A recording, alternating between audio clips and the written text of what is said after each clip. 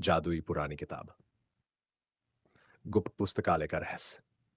गांव में एक पुराना टूटा फूटा पुस्तकालय था जिसे सालों से किसी ने नहीं खोला था। कहते थे कि वहां एक जादुई किताब रखी है जो जिसे भी मिल जाए उसकी किस्मत बदल सकती है। लेकिन अजीब बात यह थी कि जिसने भी उस किताब को ढूंढने की कोशिश की वह रास्ता भटक गया या कुछ कुछ अजीब घटनाएं उसके साथ होने लगीं। गांव के दो बच्चों रोहित और नेहा को रहस्यों की कहानियां बहुत पसंद थी।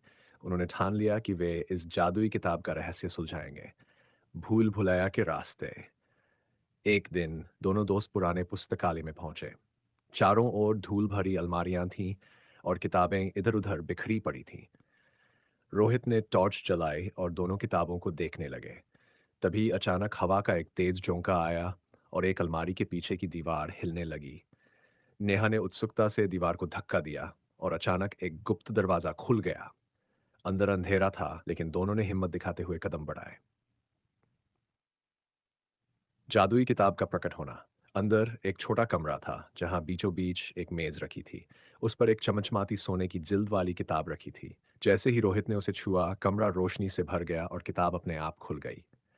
अंदर एक अजीब संदेश लिखा था, जो जान की खोज करेगा वही सच्ची शक्ति पाएगा। तभी एक बूढ़े व्यक्ति की आवाज गूंजी।